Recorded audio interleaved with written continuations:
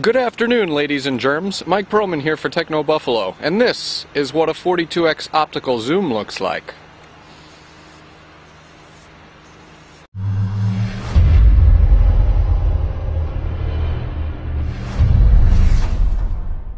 Hello everyone and welcome to my review of the Nikon Coolpix P510, bearer of the world's first 42x optical zoom lens. They just keep getting bigger and bigger.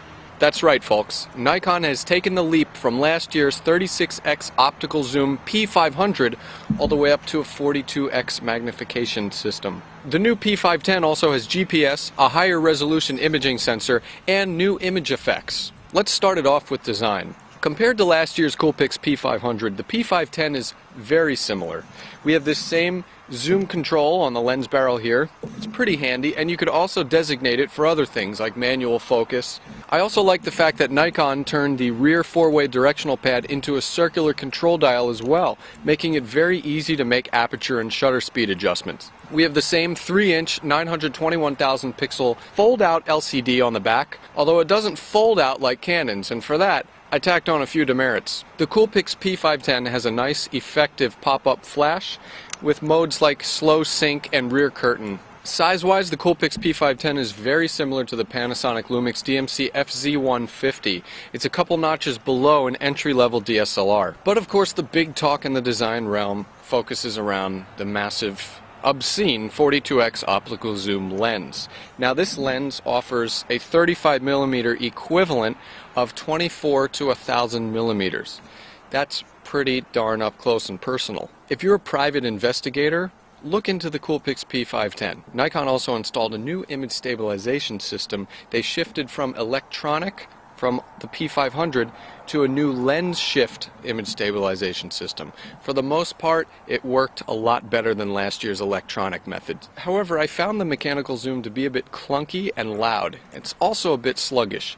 But overall, the Coolpix P510 has a nice set of external controls. The Nikon Coolpix P510 is also stocked with shooting features. First of all, there's a great selection of scene modes that are actually adjustable. For instance, there's a pet scene mode that offers a continuous mode and a pet face recognition that will start snapping as soon as the pet looks into the camera. There's also an excellent panorama mode that takes 180 or 360 degree panoramic shots just by a sweep technology. So just stand there, click, and do a twirly whirl and you've got a great panorama shot. Nikon also integrated image filters on this camera as well. Things like selective color, painting, silhouette, and other filters that could be applied in post like miniature and cross process. The Coolpix P510 has one of the best continuous shooting modes in its class. You can shoot up to 120 frames per second, 60 frames per second. There's a best shot selection. There's a really cool multi-shot 16 where it puts 16 different photos in the same shot in different intervals of motion. The camera can now shoot all the way up to ISO 6400 this year. It has an excellent white balance system with 2 different auto modes. One's a little bit warmer. There are 3 different noise reduction systems that actually work. There's a low, medium, and high. And there's also active D-lighting, which is Nikon's dynamic range control, really, which can also be applied in post. However, the Nikon Coolpix P510 is not all ritz and glamour when it comes to shooting features.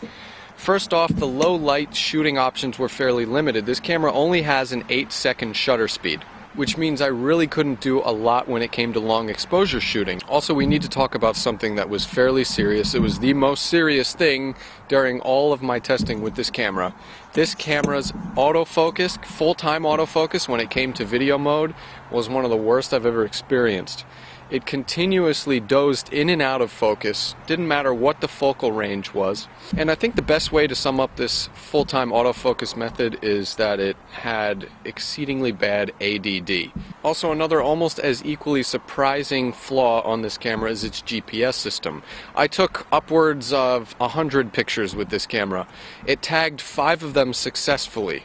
Also, there's the GPS logging function that tracks each picture you take along a certain destination.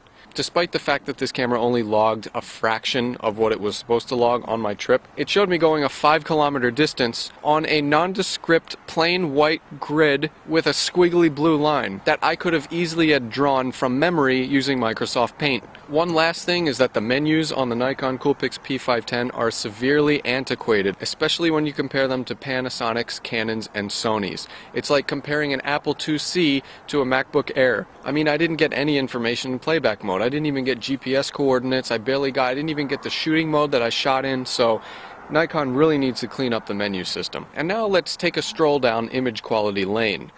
The Nikon Coolpix P510 has a 16.1 megapixel 1/2.3 inch CMOS sensor. It's basically the same sensor as last year, only Nikon added 4 more megapixels. So needless to say, it really wasn't a huge improvement. Regardless, I was able to achieve wonderful bright light pictures, excellent macro shots. Thanks to active D-lighting, the dynamic range was a bit better.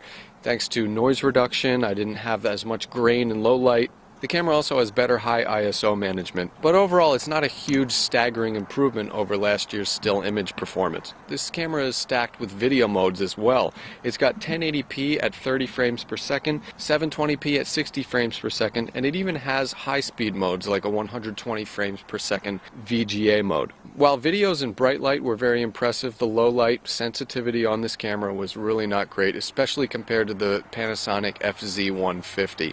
Also, at certain high zooms, I got this heat wave effect that you'll see in some of my sample videos, and I think that's due to the lens shift system, image stabilization system. So as far as overall image quality, I would say that still images take the edge on the videos with this camera. So what's the buffalo call with the Nikon Coolpix P510, the bearer of the world's largest optical zoom on a digital camera at the current moment? Well, it's a good camera. It does a lot of great things. However, there are a few important flaws that you need to take into consideration, such as the GPS and the full-time autofocus in video mode. Personally, I would go with the Panasonic FZ150 or the Canon SX40HS. Also, you're going to have to wait for my review of the Sony CyberShot HX200V. That thing looks like a beast to be reckoned with. But until then, go to technobuffalo.com for the full review of the Nikon Coolpix P510. I'm Mike Perlman, and I will see you guys later.